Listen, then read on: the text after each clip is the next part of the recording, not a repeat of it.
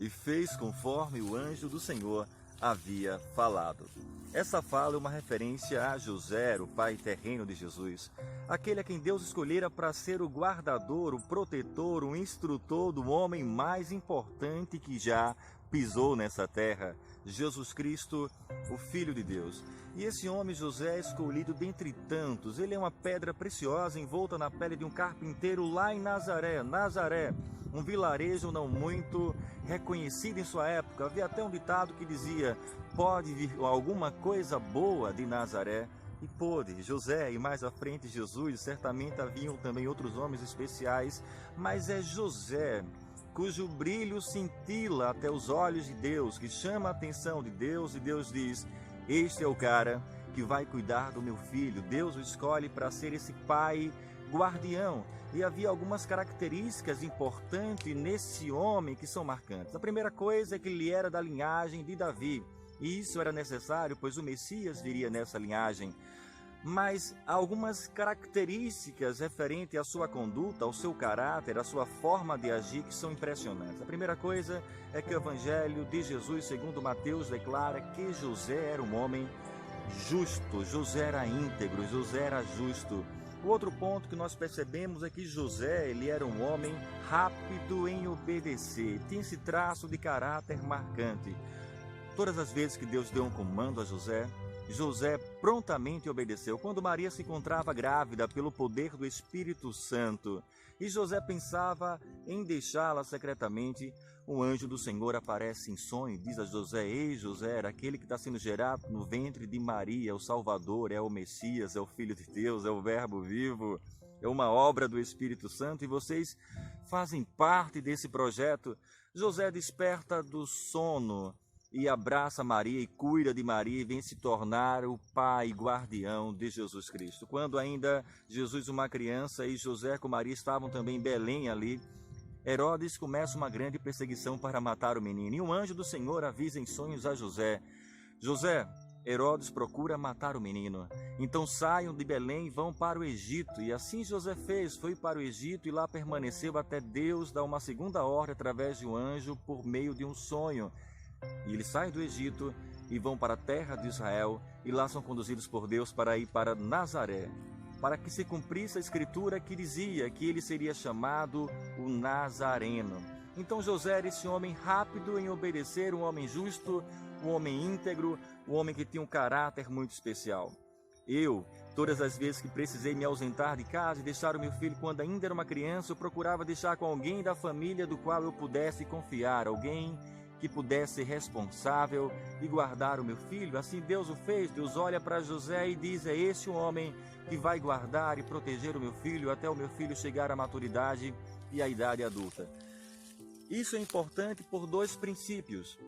A Bíblia diz que Jesus, ele era Deus. João nos declara, nos informa: no princípio era o Verbo estava com Deus e o Verbo era Deus. Todas as coisas foram criadas por intermédio dele, sem ele nada do que foi feito se fez, e nele estava a vida, e a vida era a luz dos homens. Jesus é o Verbo eterno, aquele que estava no início e criou todas as coisas. Mas também a palavra nos informa que ele tabernaculou-se, ele assumiu a forma humana, ele se fez completamente homem.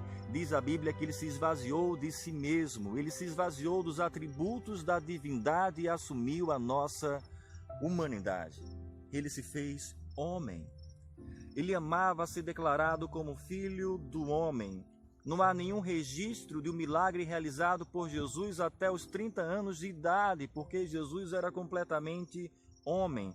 Mas com 30 anos ele se batiza no Rio Jordão por João Batista e o Espírito Santo vem sobre ele e o capacita. A partir dali Jesus começa a operar em sinais, milagres, prodígios, começa a curar os enfermos e começa a operar uma série de milagres incríveis. Capacitado pelo Espírito Santo para tal coisa, ele havia se feito homem. Jesus teve sede e fome, Jesus se entristeceu e se alegrou, Jesus trilhou o caminho humano com muita honestidade, ele havia tabernaculado-se, ele havia assumido a forma humana. E José, essa figura importante que surge no cenário para cuidar desse menino, dessa criança frágil.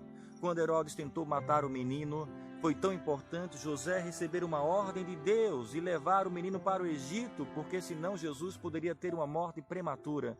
José foi esse homem importante. E a obediência dele também exemplificou a Jesus o caminho que deveria andar, porque Jesus, olhando para José, ele foi obediente a Deus, ele foi obediente até a morte e morte de cruz, por isso Deus o exaltou soberanamente. Nós vemos isso com muita maestria quando Jesus está no Getsêmani.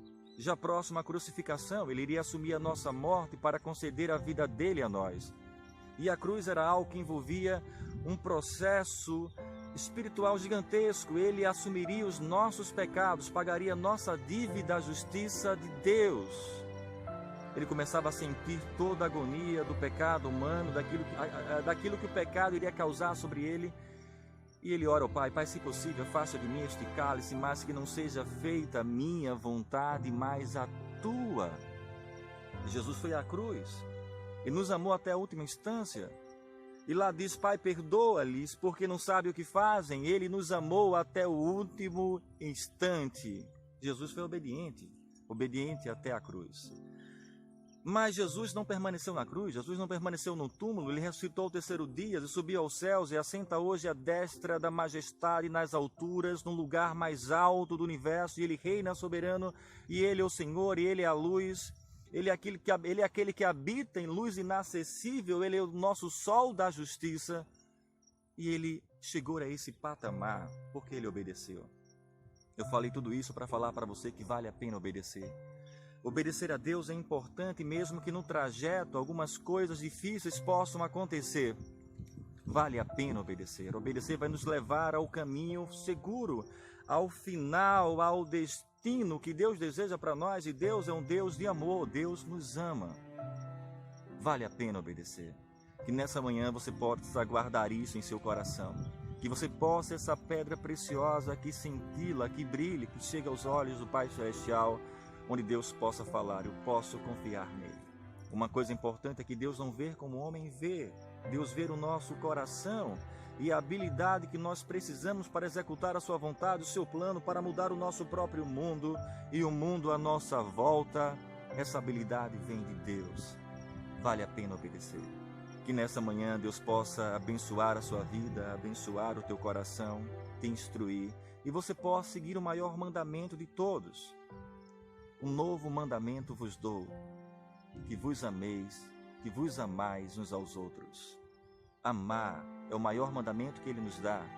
E se você começar a obedecer a Deus e começar a amar as pessoas à sua volta, no seu trabalho, na sua família, que cruzam o seu caminho, se você andar em linha com amor, você estará fazendo a vontade do Pai Celestial e você vai chegar a um destino maravilhoso.